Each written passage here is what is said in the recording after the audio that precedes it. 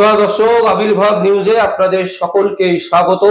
আমরা প্রত্যেক দিনের মতন আজকেও একটি বিশেষ এবং গুরুত্বপূর্ণ সংবাদ আপনাদের সামনে তুলে ধরব।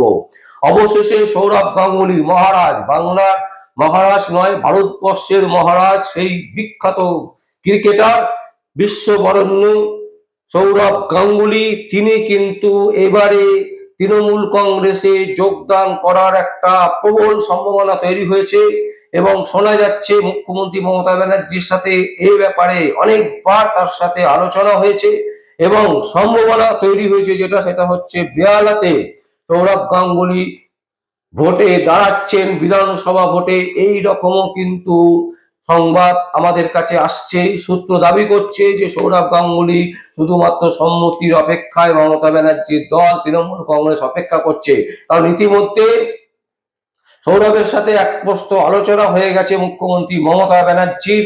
তিনি চাইছেন সৌরভ গাঙ্গুলী যাতে বেহালা থেকে, তার এলাকা থেকেই তিনি ভোটে দাঁড়ান এবং ভোটে দাঁড়িয়ে তিনি জিতুন। এবং সৌরভ গাঙ্গুলী যদি তৃণমূল কংগ্রেসে যোগদান করেন তাহলে কিন্তু রাজ্য রাজনীতিতে একটা বিরাট স্ট্রোক বলা যেতে পারে। লাস্ট মুহূর্তে যে গেম খেললেন মমতা ব্যানার্জি, এটা কিন্তু একটা বিরাট গুরুত্বপূর্ণ বিষয় হয়ে দাঁড়াবে। কারণ আপনারা সকলেই জানেন দর্শক, ইতিমধ্যে কোয়েল মল্লিক তিনি রাজ্যসভার সাংসদ হয়ে গেছেন। তো আরো যারা আছেন, বিশেষ করে কোয়েল মল্লিকের কথা এই কারণে বলছি, যেহেতু কোয়েল মল্লিক এই মুহূর্তে রাজ্যের একটা পরিচিত মুখ, একটা ভালো অভিনেত্রী, তার অভিনয়ের যে শৈলী সেই নিয়ে কোনো সন্দেহ নেই এবং তিনি প্রচুর ছবিতে কাজ করেছেন, প্রচুর ছবি তিনি করেন। সেই সূত্র ধরে রীতিমতো তিনি কিন্তু এই যে ভোট প্রচার, এই ভোট প্রচারে নিশ্চয়ই কোয়েল মল্লিককে দেখা যাবে এবং সেটা কিন্তু একটা যেমন মাস্টার স্ট্রোক, ঠিক সেই রকমই কিন্তু সৌরভ গাঙ্গুলী যদি বেহালা থেকে ভোটে দাঁড়ান এবং তৃণমূল কংগ্রেসে যোগদান করেন তাহলে কিন্তু রাজ্য রাজনীতিতে তৃণমূল কংগ্রেসের একটা বিরাট স্ট্রোক হবে, এটা কিন্তু একদম পরিষ্কার।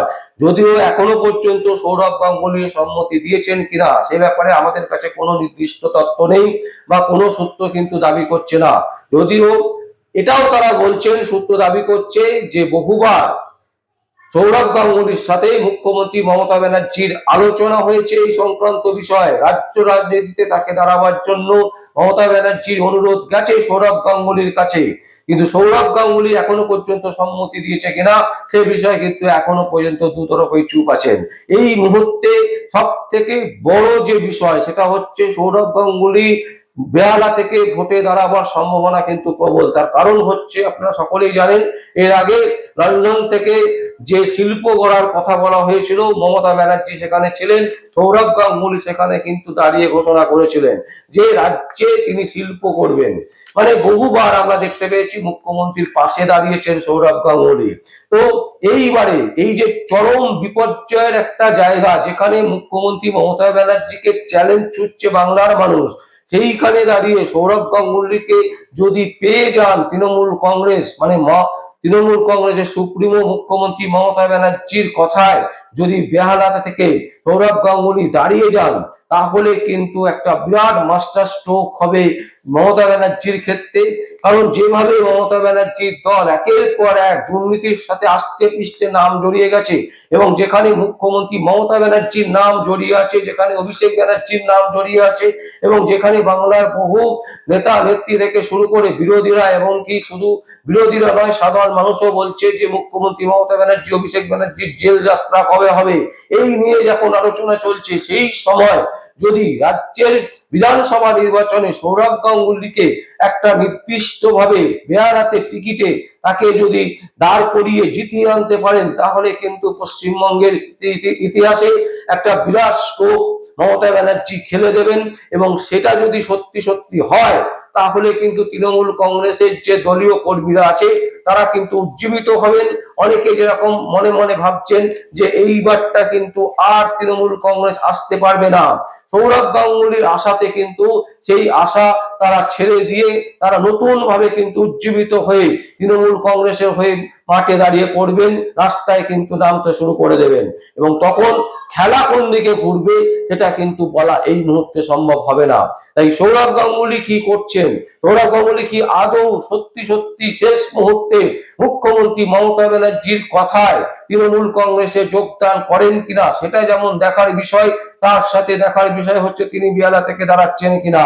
যদি সত্যি তিনি তৃণমূল কংগ্রেসে যোগদান করেন আর বেহালাতে থেকে তিনি যদি সত্যি সত্যি শেষ মুহূর্তে দাঁড়িয়ে পড়েন, তাহলে কিন্তু মমতা ব্যানার্জির একটা গেম বলা যেতে পারে, সেই গেম কিন্তু সাকসেসের দিকে এগিয়ে যাবে।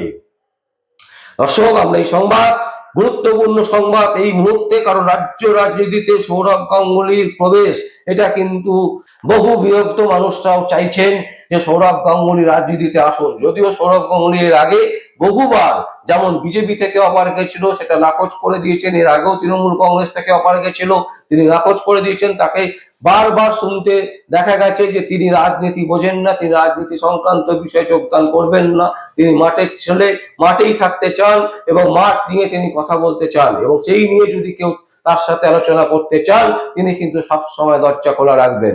কিন্তু এইভাবে ভোটে দাঁড়িয়ে একেবারে লড়াই করার যে খবর চারিদিকে ছড়িয়ে পড়েছে এবং যেভাবে বিভিন্ন সোশ্যাল মিডিয়াতে তার ছবি দিয়ে পোস্ট হচ্ছে, তাতে কিন্তু মনে করা হচ্ছে, একটি সূত্র দাবি করছে যে মুখ্যমন্ত্রী মমতা ব্যানার্জির সাথে সৌরভ গাঙ্গুলির এই নিয়ে বহুবার কথা হয়েছে এবং লাস্ট পর্যন্ত কথা হয়েছে, এবং সেখানে সৌরভ গাঙ্গুলির শুধু সম্মতির অপেক্ষা।